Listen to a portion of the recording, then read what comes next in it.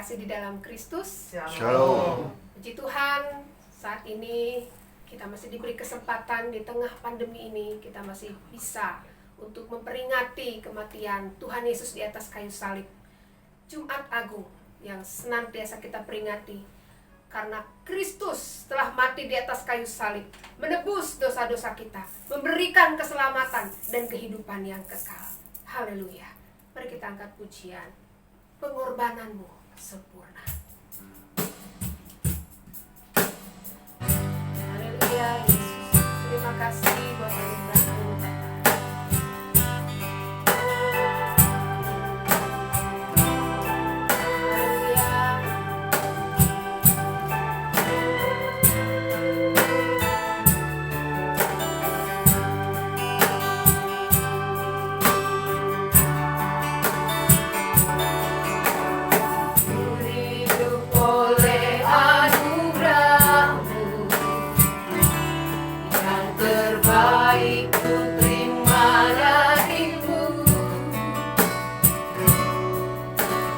Rancanganmu indah bagiku,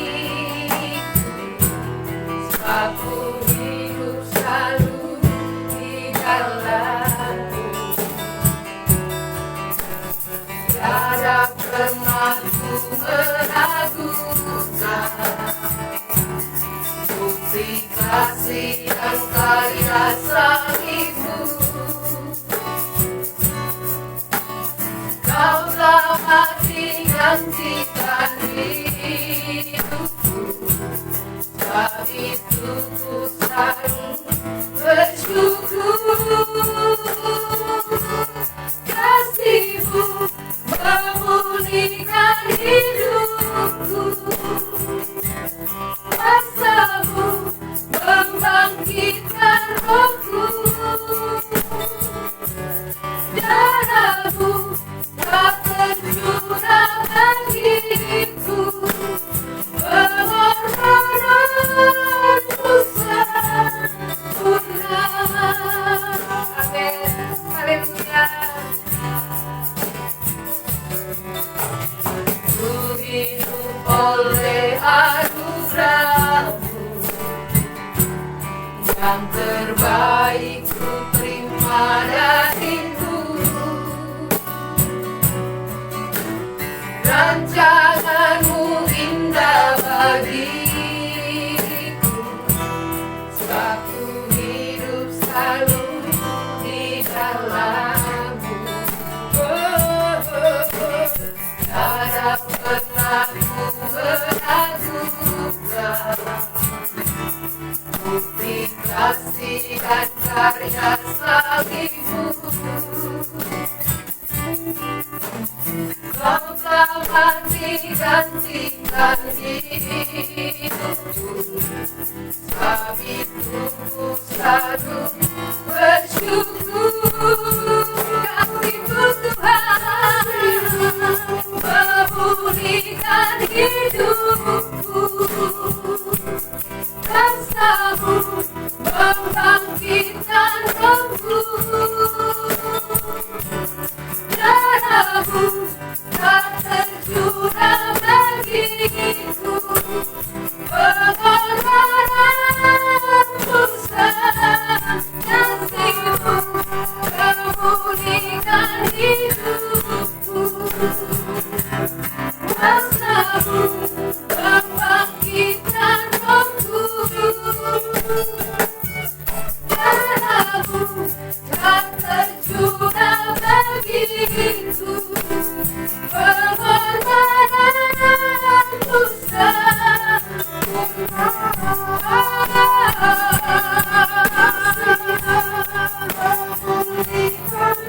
Kasih-Mu, kuasa-Mu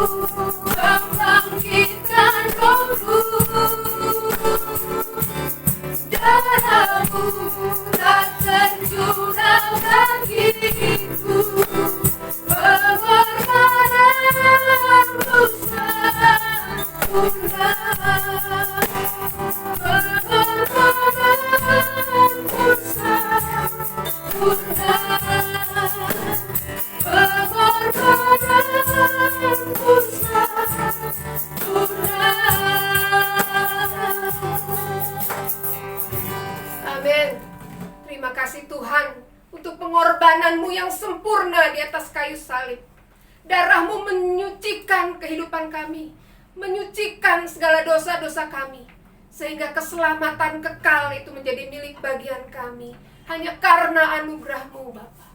Terima kasih Tuhan. Terima kasih untuk kematian-Mu di atas kayu salib. Ajar kami membalas kasih-Mu yang begitu besar bagi kami, dengan kami mau hidup bagi-Mu Tuhan. Hidup menyenangkan Engkau Bapa. Terima kasih Tuhan Yesus. Pimpin ibadah peringatan Jumat Agung ini dari awal, pertengahan hingga akhirnya.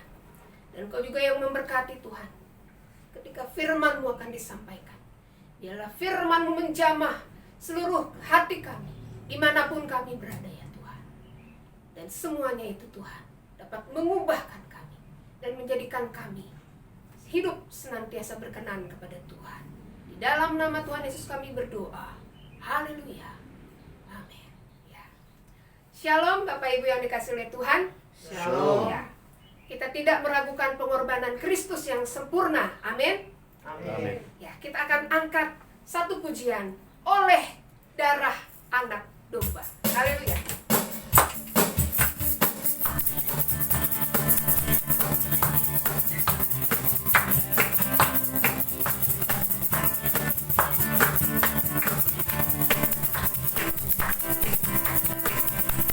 Sekarang telah tiba keselamatan dan kuasa dan pemerintahan Allah kita, kuasanya yang diurapinya, karena telah dilemparkannya para pendakwa kita. Sekarang telah tiba keselamatan dan kuasa dan pemerintahan Allah kita, kuasanya yang diurapinya, karena telah dilemparkannya para pendakwa kita. Oleh darah anak domba, oleh kesaksian kita, iblis dikalahkan, kuasanya dihancurkan. Oleh darah anak domba. Haleluya.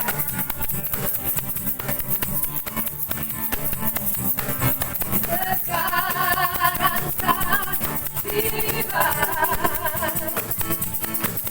keselamatan dan kuasa. Amin. Haleluya. Dan pemerintahan Allah kita, kuasanya yang diurapinya, karena telah dilemparkannya para pendakwa kita. Oleh darah anak domba, oleh kesaksian kita, iblis dikalahkan, kuasanya dihancurkan. Oleh darah anak domba, oleh darah anak domba, oleh darah oleh kesaksian kita, iblis dikalahkan, kuasanya dihancurkan. Oleh darah anak domba, oleh darah anak domba, oleh darah anak, oleh darah anak, oleh darah anak, oleh darah anak domba. Haleluya. Oleh darah anak domba, Amin. pemerintahan Allah telah tiba saat ini memerintah kita. Amin. Haleluya. Mari Bapak Ibu Saudara yang dikasihi oleh Tuhan, kita mau siapkan hati kita untuk kita mau mendengarkan kebenaran kebenaran firman Tuhan. Kita angkat satu pujian, Karena Salibmu.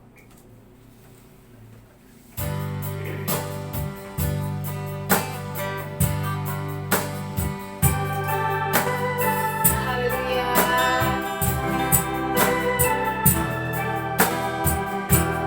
Biarlah kami semua menjadikan Engkau Tuhan di dalam hidup kami.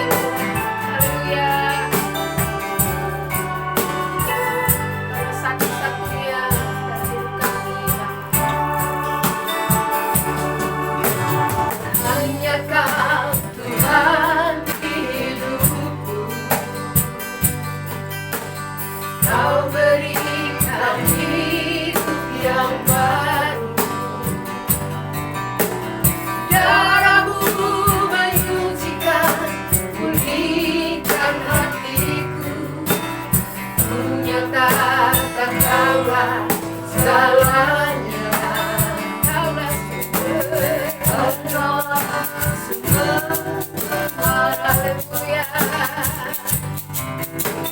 Kuasa-Mu sanggup menyembuhkan. Jiwaku berserah hanya kepadamu. Yesus, Kaulah segalanya. Karena salibmu hidup. Karena salibmu menang. Engkau yang berkuasa, sanggup untuk melakukan mujizat-Mu. Karena salibmu hidup. Karena salibmu menang. Engkau yang berkuasa, sanggup untuk melakukan mujizat-Mu di hidupku. Haleluya.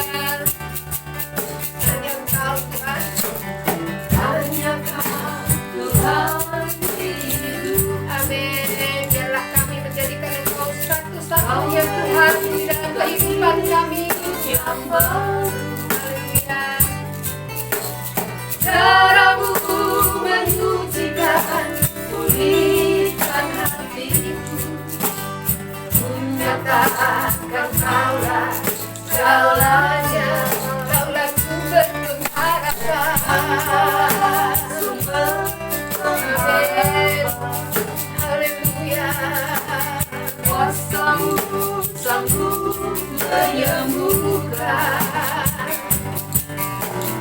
Jiwaku pun berserah hanya kepadamu.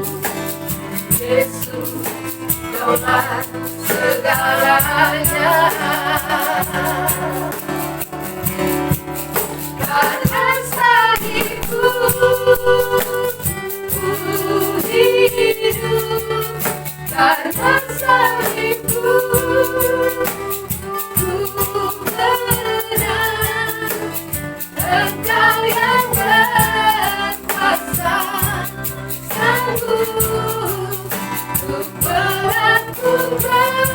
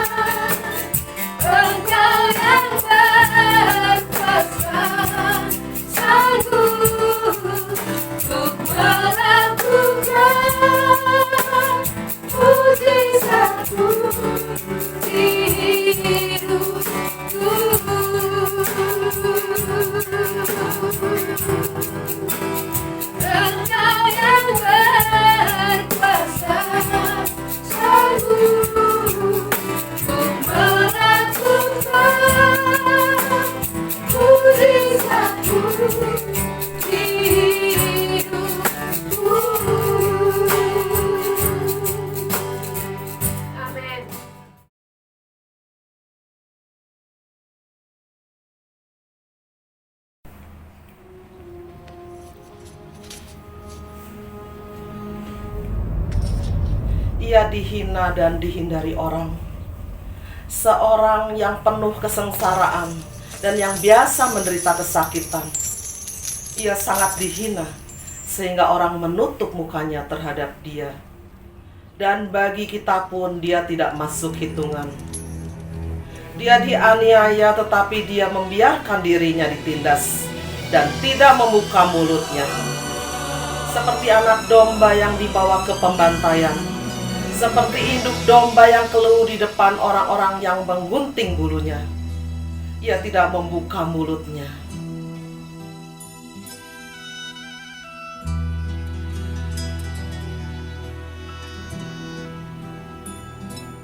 Jalan Via Dolorosa saat di Yerusalem, seorang tak berdosa disalibkan.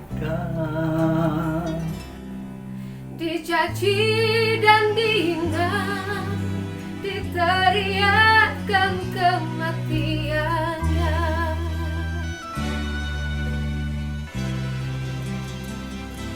Dia disiksa dan didera cambuk sukunya, mahkota duri pada kepalanya.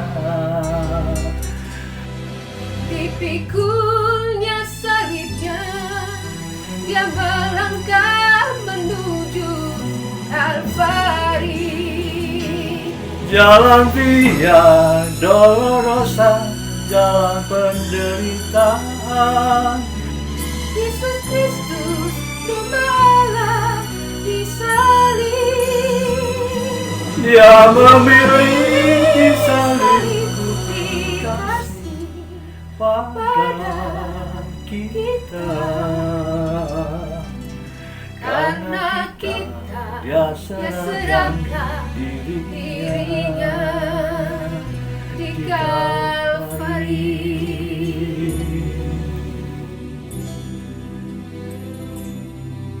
He was bleeding from a beating, there were stripes upon his back, and he wore a crown of thorns upon his head.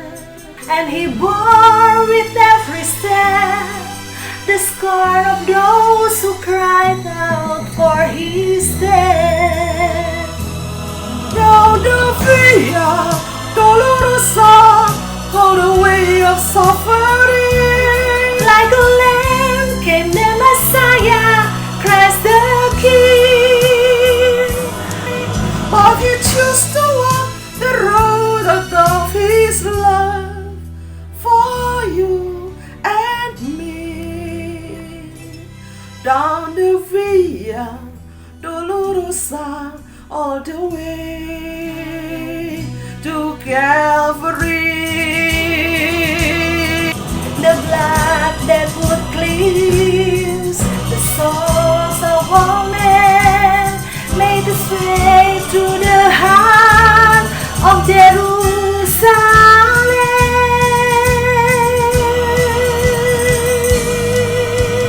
Down the Via Dolorosa, all the way of suffering, like a lamb and the desire, Christ the King. Dia memilih disalib dikasih pada kita. Karena kita Dia serahkan dirinya di Kalvari.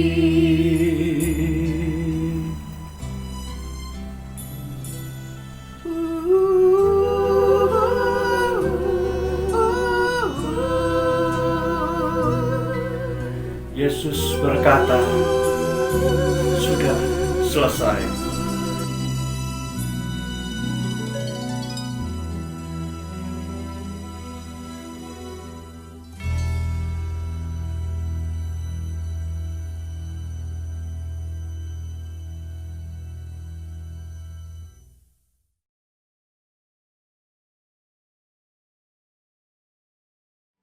Saya persilahkan kepada hambanya. Mari kita berdoa. Bapa kami yang ada di dalam surga, pada hari Jumat Agung ini, kami bersama-sama beribadah kepadamu. Kami ingin menghayati kesengsaraanmu 2000 tahun yang lalu ketika engkau menyerahkan dirimu untuk mati bagi kami di kayu salib. Pimpin hamba-Mu yang akan membawakan firman-Mu. Sembunyikan hamba-Mu di belakang salib-Mu, dan biarlah Engkau sendiri yang berkata-kata untuk meneguhkan firman itu di dalam hati kami masing-masing yang mendengarkan. Bukakanlah hati setiap anak-anak-Mu yang mendengar firman-Mu, sehingga firman-Mu boleh mengubah hati setiap para pendengar dan menjadikan kami sebagai pengikut Kristus yang semakin hari semakin berkenan kepadamu. Terima kasih Tuhan Yesus. Di dalam nama Tuhan kami Yesus Kristus kami berdoa. Amin. Bapak Ibu Saudara sekalian, selamat merayakan hari Jumat Agung. Hari ini kita memperingati hari Jumat Agung, yaitu hari kematian Yesus Kristus, Tuhan kita dalam tubuh kemanusiaannya. Tema khotbah kita pada hari ini adalah 7 perkataan salib. Sebelum kita membahas 7 perkataan salib itu, marilah kita membayangkan terlebih dahulu situasinya. Penderitaan yang nyata ini dimulai di Taman Getsemani. Ketika Yesus berdoa kepada Bapaknya, ini berlangsung kira-kira tengah malam hari Kamis sampai menjelang dini hari Jumat.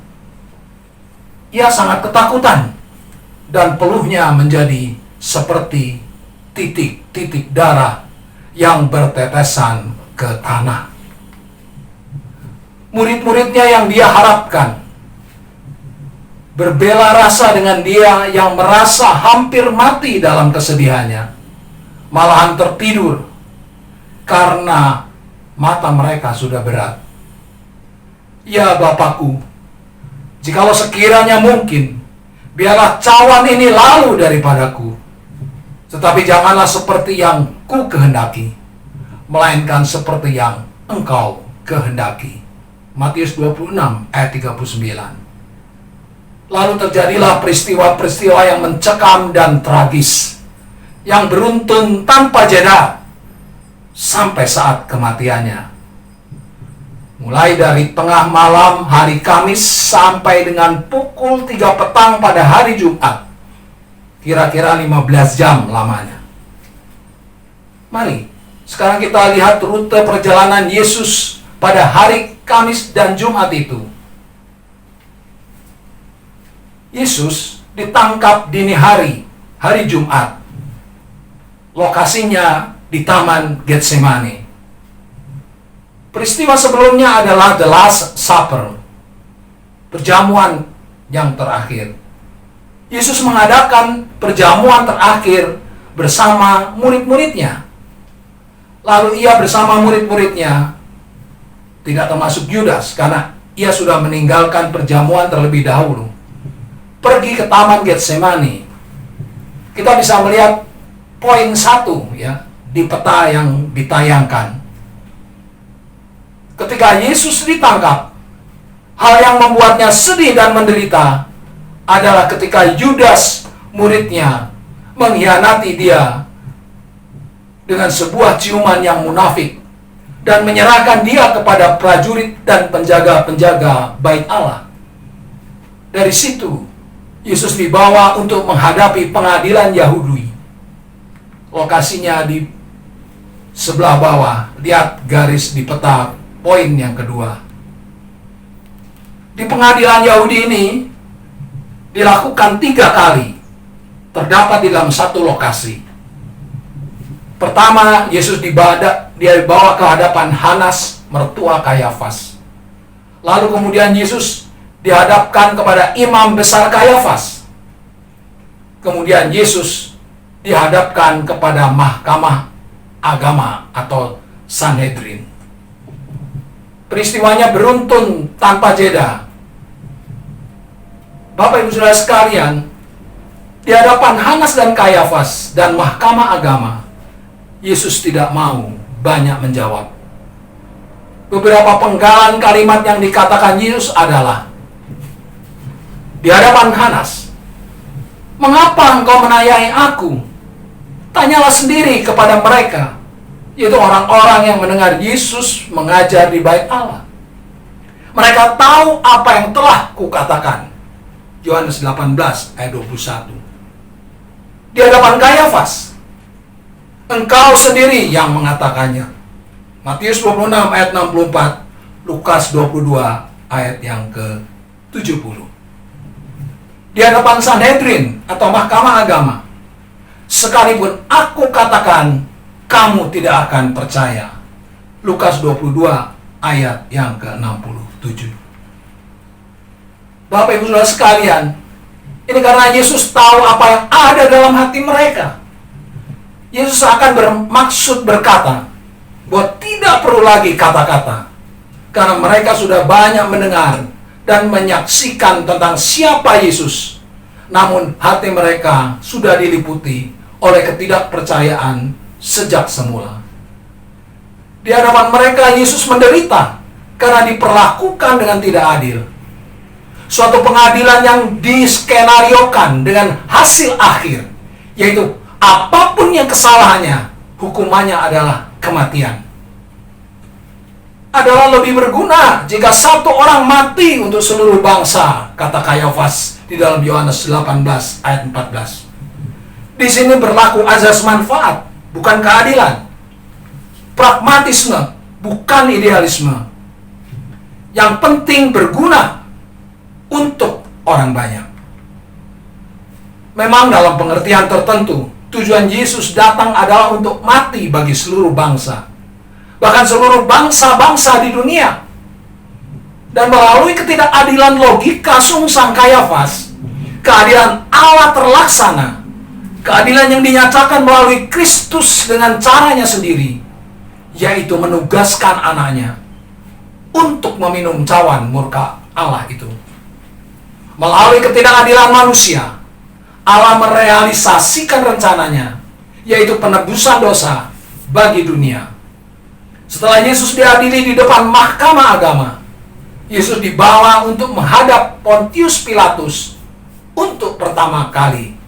Lihat poin rute nomor 3 di peta. Pengadilan Romawi juga dilakukan sebanyak 3 kali.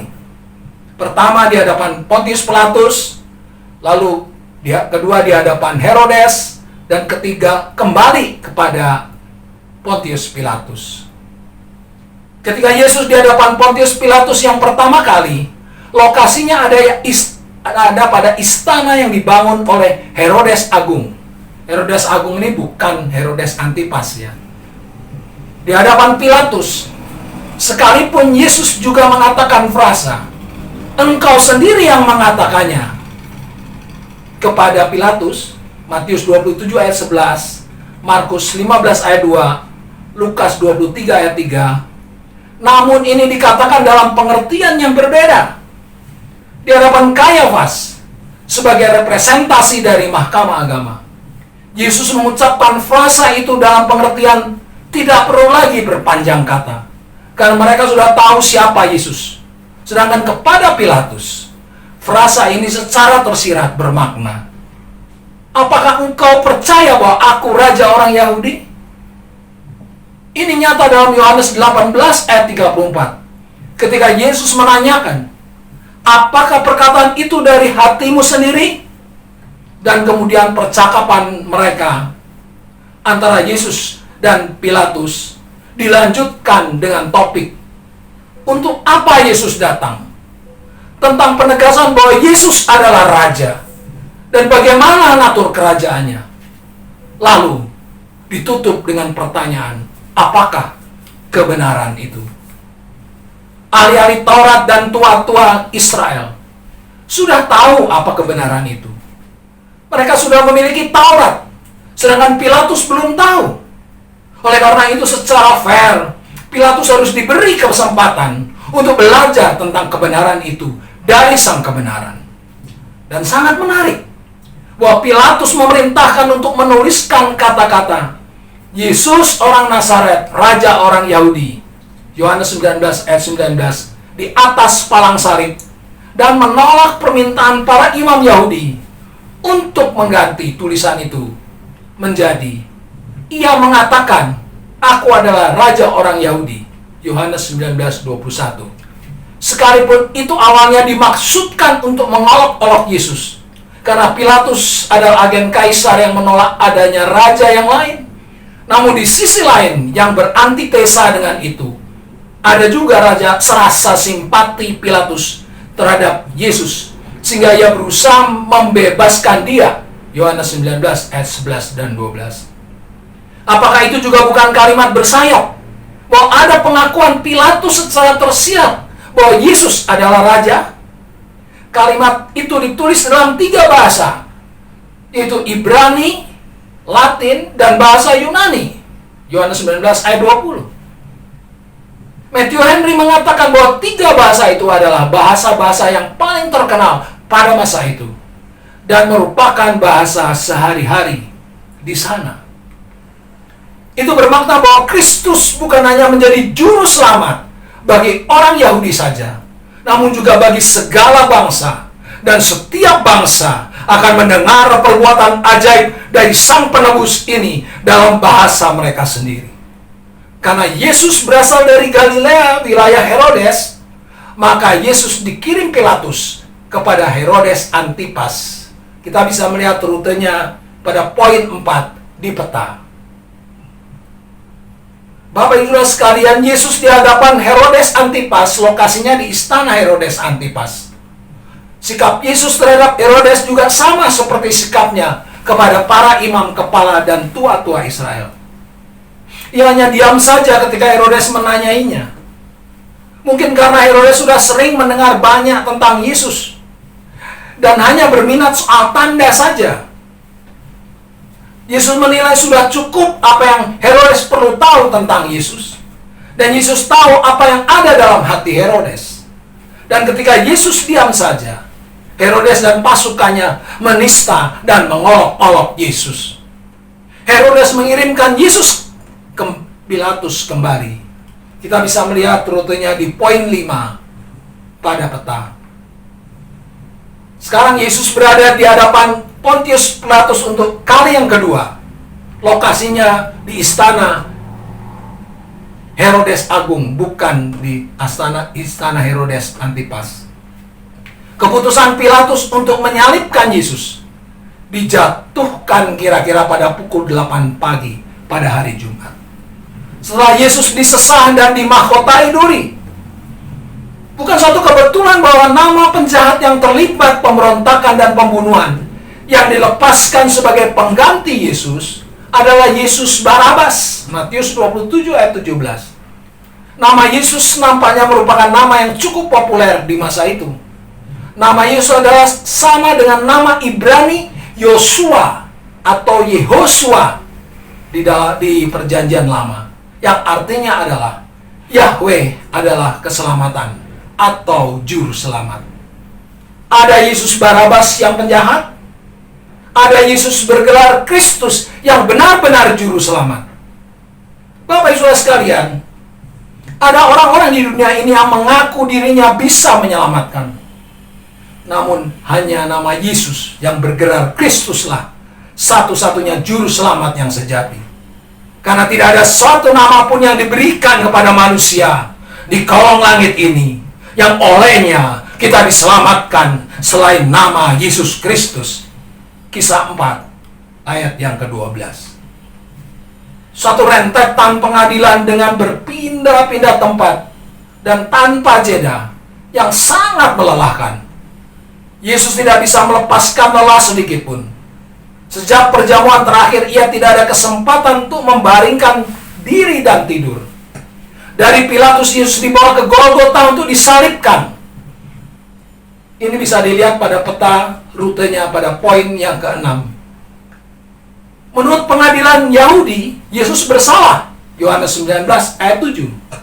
Frontal berhadapan dengan pengadilan negara yang tahu bahwa Yesus tidak bersalah ketika Herodes mengembalikan Yesus ke Pilatus, dan Pilatus tidak menemukan kesalahan apapun pada diri Yesus. Lukas 23 ayat 14 dan 22. Inilah satu contoh bagaimana norma-norma yang digunakan dalam pengadilan agama bisa bertolak belakang dengan prinsip-prinsip keadilan umum.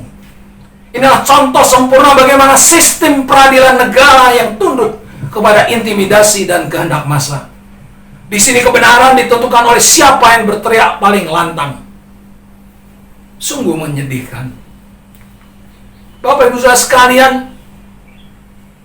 Yesus dibawa ke Golgota, disalibkan dari pukul 9 pagi sampai meninggal pukul 3 petang atau kira-kira 6 jam lamanya. Kalau kita menghitung secara kasar, jauhnya Yesus berjalan sejak perjamuan akhir sampai ke Golgota.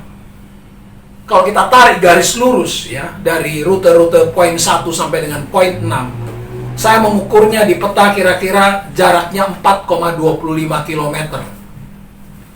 Itu kalau rute perjalanannya lurus. Kalau rute perjalanan yang sebenarnya tidaklah demikian, karena pastilah jalan itu banyak kelok-keloknya. Ditambah medan yang berbukit di Yerusalem, tentu jarak itu akan lebih panjang lagi. Saya perkirakan mungkin bisa mencapai 2 kali lipat atau kira-kira 8,5 km. Ditambah pada 600 meter terakhir dari perjalanannya, yaitu dari lokasi pengadilan Pilatus sampai ke Golgota yang lazim biasanya disebut Via Dolorosa, dalam keadaan penat dan kurang istirahat. Yesus harus memanggul salibnya sebelum kemudian Simon dari Kirene menggantikannya dengan sisa-sisa kekuatannya dan mengalami pukulan, cacian, dan olokan dari orang banyak. Di dalam Injil Yohanes 12 ayat 27 tertulis, "Sekarang jiwaku terharu, dan apakah yang akan kukatakan? Bapa, selamatkanlah aku dari saat ini. Tidak, sebab untuk itulah aku datang ke dalam saat ini." Kata saat ini, this hour, dalam bahasa aslinya adalah ora. Matthew Henry dalam komentarinya menggarisbawahi, "Ectes horas tautas," dari jam ini. Mengapa Yesus berkata sekarang jiwaku terharu? Padahal konteksnya ayat itu justru saat itu Yesus baru saja dimuliakan, diululukan, dan dicari orang banyak ketika masuk ke Yerusalem. Yesus melihat ke depan, ke momen saat kematiannya. Pada saat itu sebenarnya penderitaan itu sudah mulai. Saat ini berbicara tentang penderitaan yang sudah dimulai dan akan terus meningkat sampai hari kematiannya. Saat ini berbicara tentang saat yang sudah ditetapkan sampai hitungan jamnya.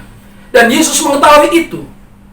Sebelumnya telah dikatakan 2 kali bahwa saatnya belum sampai atau belum tiba. Tetapi kini saat itu sudah begitu dekat, sampai bila bisa dikatakan bahwa saat itu sudah tiba. Dan perjamuan terakhir itu merupakan ambang pintu penderitaan yang benar-benar nyata, yang akan segera bereskalasi dan berakumulasi dengan cepat menuju klimaksnya. Sungguh mengherankan bahwa dari 7 perkataan salib dan keseluruhan kisah yang dicatat dalam keempat Injil, tidak ada satupun sumpah serapah, keluhan, atau erangan yang keluar dari mulut Yesus. Suatu hal yang sangat tidak biasa. Bahkan hal yang sedemikian mungkin tidak pernah ada bagi para penjahat yang mengalami penghukuman semacam itu. Sungguh suatu hal yang hampir tidak masuk akal. Dari 7 perkataan salib yang dicatat dalam Alkitab, saya membaginya menjadi 3 subbagian yang merangkum 7 perkataan salib itu. Bagian yang pertama adalah perkataan salib yang ke-1 sampai dengan yang ke-3. Ketika penderitaan itu sudah meningkat sangat hebat, namun belum mencapai puncaknya. Cirinya adalah bahwa Yesus masih berbicara berkaitan dengan orang lain, bukan berkenaan dengan dirinya sendiri. Dalam penderitaannya yang luar biasa, dia masih mengingat akan tugasnya dan memperhatikan orang lain dengan kasihnya. Perkataan salib yang pertama, "Ya Bapa, ampunilah mereka, sebab mereka tidak mengerti apa yang mereka perbuat." Lukas 23 ayat 34. Ini adalah paralel dengan jenis kasih yang berkaitan dengan maksud penyelamatan Allah terhadap dunia ciptaannya yang sudah jatuh ke dalam dosa. Ini ada dalam khotbah saya yang berjudul Kasih Allah dan Murka Allah yang lalu. Ini adalah jenis kasih yang ketiga dalam buku D.A. Carson, Doktrin yang Sulit mengenai kasih Allah. Kasih yang mencari, kasih yang digambarkan secara eksklusif sebagai suatu keinginan kuat yang mengundang, yang merindukan, dan yang mencari orang berdosa, dan berlaku bagi seluruh ciptaannya. Pendeta Stephen Toll menyebut perkataan salib yang pertama ini sebagai doa. Demikian pula bahwa dengan perkataan salib yang keempat dan ketujuh, dimulai dengan doa, selalu berada di dalam doa, dan diakhiri dengan doa. Suatu kehidupan doa yang tidak saja bermakna momen doa, namun suatu sikap hidup yang senantiasa berada dalam doa. Perkataan salib yang kedua, "Aku berkata kepadamu, sesungguhnya hari ini juga engkau akan ada bersama-sama dengan aku di dalam Firdaus." Lukas 23 ayat 43. Ini adalah paralel dengan jenis kasih yang berkaitan dengan kasih Allah yang khusus, efektif dan selektif kepada umat pilihannya. Dalam khotbah saya sebelumnya, yaitu Kasih Allah dan Murka Allah. Ini adalah jenis kasih yang keempat dalam buku D.A. Carson, Doktrin yang Sulit mengenai kasih Allah. Allah menunjukkan afeksinya kepada umat pilihannya, yaitu perampok yang bertobat, dengan suatu cara yang tidak dia berikan kepada pihak lainnya. Perkataan salib yang ketiga, "Ibu, inilah anakmu, inilah ibumu." Yohanes 19 ayat 26-27. Perkataan itu disampaikan kepada ibunya, yaitu Maria, dan kepada Yohanes, yaitu muridnya yang paling muda. Ini adalah paralel dengan jenis kasih yang berkaitan dengan kasih Allah kepada umatnya, yang kadang-kadang dengan suatu cara yang sementara atau bersyarat, yaitu bersyarat ketaatan. Dalam khotbah saya tentang kasih Allah dan murka Allah yang lalu, ini adalah jenis kasih yang kelima dalam buku D.A. Carson, Doktrin yang Sulit mengenai kasih Allah. Kasih yang menuntut ketaatan dari umatnya, ketaatan untuk melakukan semua perintahnya. Ada aspek ketaatan yang harus dilakukan oleh murid yang menerima pesan, juga oleh Maria, ibu Yesus. Bapak Ibu Saudara sekalian, ketika jenis kasih ini merupakan gambaran yang mencukupi tentang apa yang Alkitab katakan tentang berbagai perspektif kasih dalam wahyu khusus yang tidak dapat didikotomikan, menekankan salah satunya saja dan mengabaikan yang lainnya, akan merusak sistem doktrinal dan pastoral yang alkitabiah. Kelompok yang kedua yaitu perkataan salib yang keempat dan kelima. Di sini puncak penderitaan dari Yesus. Cirinya adalah bahwa Yesus sudah tidak berbicara kepada atau tentang orang lain, namun hanya tentang dirinya sendiri saja. Pada perkataan salib yang keempat, "Eli, Eli, lama sabachthani?"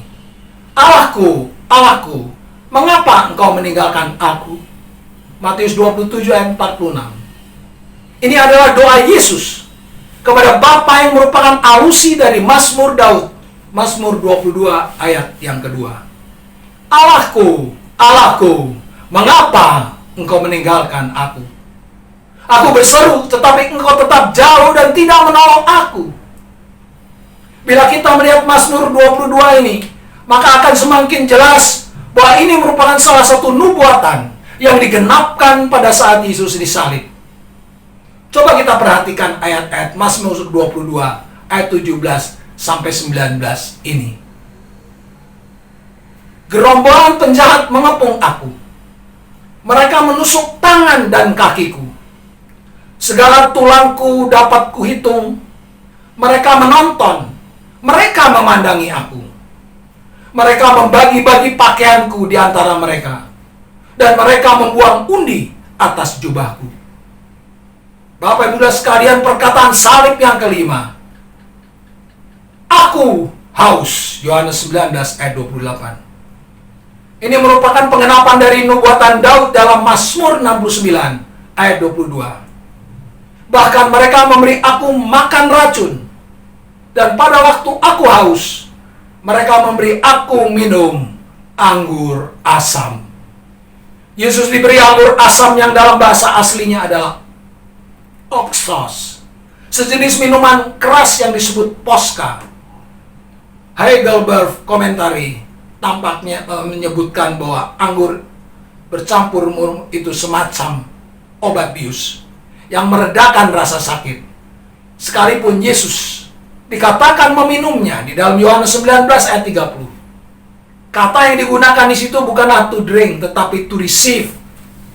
Atau dalam bahasa Yunani-nya lambano.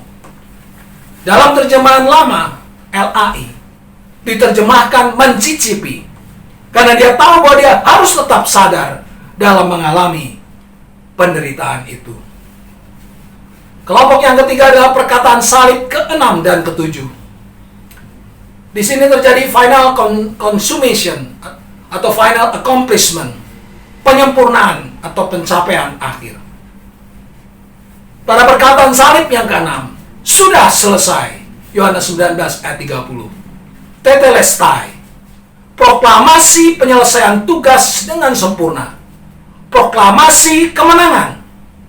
Pada perkataan salib yang ke-7, ya Bapa, ke dalam tanganmu kuserahkan nyawaku. Lukas 23 ayat 46. Awal keterpisahan anak dengan Bapa adalah pada perkataan salib yang keempat. Dan akhir keterpisahan dengan Bapa adalah ketika anak menyerahkan nyawanya kepada Bapa. Itu adalah tenggang waktu yang terkelam dalam hidup kemanusiaan Yesus. Pada tenggang waktu itulah aspek kasih Allah dan keadilan Allah menyatu dalam momen tersebut. Kasihnya yang besar kepada manusia, Yohanes 3 ayat 16. Dan keadilannya yang ditimpakan kepada Yesus sebagai korban pengganti dosa. Kita tidak bisa membayangkan kesendirian yang hakiki itu. Sebuah harga penebusan yang kita tidak akan pernah sanggup untuk membayarnya. Ia ditinggalkan Allah agar saat yang semacam itu tidak perlu kita alami. Ia menanggung semua itu agar kita tidak perlu untuk menanggungnya. Ia telah mati dalam pengertian yang paling hakiki. Ganti kita agar kita dilayakkan untuk menikmati hidup yang kekal bersamanya di dalam surga. Akhir penuntasan suatu karya terbesar yang agung dalam doa penutup yang sempurna. Bapak Ibu sekalian, ini adalah khotbah saya tentang 7 perkataan salib bagian pertama. Saya akan menutupnya dengan membahas sampai dengan perkataan salib yang ke-1. Di dalam perkataan salib yang ke-1, ya Bapa, ampunilah mereka, sebab mereka tidak tahu apa yang mereka perbuat. Lukas 23 ayat 34. Kata ampuni di sini dalam bahasa aslinya adalah aveami, yang artinya mengampuni atau melepaskan hutang. Seseorang yang bersalah kepada orang lain atau kepada Tuhan berhutang kepada mereka. Dan seorang yang berhutang wajib untuk membayar hutang-hutangnya. Ketika orang-orang Yahudi bersalah kepada Tuhan dengan menyalibkan Sang Mesias, mereka berhutang darah. Matius 27 ayat 25. Namun doa Yesus kepada Bapa adalah, ampunilah mereka. Dengan perkataan lain, lepaskanlah mereka dari hutang darah. Bebaskanlah mereka dari dosa-dosa mereka. Kita yang seharusnya mati oleh pelanggaran-pelanggaran kita, telah dihidupkan bersama-sama dengan Dia sesudah Ia mengampuni segala pelanggaran kita dan menghapuskan surat hutang yang oleh ketentuan-ketentuan hukum mendakwa dan mengancam kita. Dan itu ditiadakannya dengan memakukannya pada kayu salib. Kolose 2 ayat 13 dan 14. Itulah sebabnya Yesus tidak berkata, ampunilah aku. Mengapa? Karena memang Dia adalah satu-satunya manusia yang tanpa dosa dan kesalahan. Dia tidak berhutang kepada siapapun. Namun Dia mempunyai tugas dari Bapa untuk menghapuskan surat hutang kita dengan menjadi korban sembelihan, korban penebus salah, korban pengganti dosa. Dia memakukan surat hutang itu pada kayu salib. Bapak Ibu sekalian, tentu kita masih ingat kisah mengenai Stefanus. Stefanus adalah martir pertama dari jemaat Kristen, korban brutal berikutnya dari pengadilan Yahudi. Juga berkata sama ketika nyawanya meregang karena dirajam. Tuhan, janganlah tanggungkan dosa ini kepada mereka. Kisah 7 ayat 60. Ia juga berkata, ya Tuhan Yesus, terimalah rohku. Kisah 7 ayat 59. Sangat menarik di sini bahwa dua perkataan yang dikatakan Stefanus itu mencontoh dari 7 perkataan salib, namun dengan urutan terbalik. Dia mengatakan terlebih dahulu perkataan ke-7, barulah kemudian perkataan yang ke-1. Mengapa demikian? Kita tahu bahwa puncak karya penebusan dosa adalah ketika Yesus mati. Tanpa kematiannya, maka tidak akan ada penebusan dosa. Itulah sebabnya dari 7 perkataan salib, kalimat penyerahan nyawanya kepada Bapa diletakkan paling akhir, karena itu merupakan kalimat pamungkas yang merealisasikan penebusan. Tanpa kerelaan Yesus sebagai pribadi kedua Allah Tritunggal yang setara dengan Bapa, tak akan ada penebusan. Ia bisa menyerahkan atau tidak menyerahkan nyawanya itu kepada Bapa. Namun Yesus melakukannya. Ini berbeda dengan Stefanus. Stefanus sebagai anggota umat kovenannya telah menerima anugerah keselamatan melalui kematian Kristus. Sehingga puncak karyanya bukan pada kematian, namun pada kehidupan yang berpusat pada Kristus, Sang Pengantara Agung. Kata-kata Augustinus, Bapak Gereja yang hidup di abad ke-4, abad 4 Masehi, ya. Saulus mendengar doa Stefanus ini. Tampaknya memang begitu. Ia mendengar kemudian mengejeknya. Namun sesudah itu ia memperoleh keuntungan dari doa itu dan dapat maju dengan lebih baik. Bapak Ibu Saudara sekalian, satu kata-kata dari Augustinus yang sangat menarik. Saulus inilah yang kemudian berganti nama menjadi Paulus dan berkata, karena bagiku hidup adalah Kristus dan mati adalah keuntungan. Tetapi jika aku harus hidup di dunia ini, itu berarti bagiku bekerja memberi buah. Jadi mana yang harus aku pilih? Aku tidak tahu. Aku didesak dari dua pihak. Aku ingin pergi dan diam bersama-sama dengan Kristus. Itu memang jauh lebih baik. Tetapi lebih perlu untuk tinggal di dunia ini karena kamu.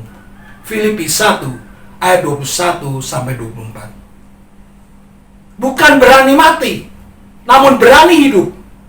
Kehidupan yang berpusat pada Kristus tidaklah mungkin dapat terlaksana bila kita tidak melakukan perintah Yesus dalam doa yang diajarkan kepada kita.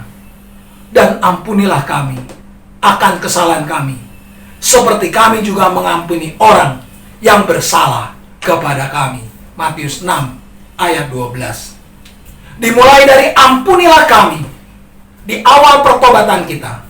Lalu dilanjutkan dengan ampunilah mereka yang bersalah kepada kami.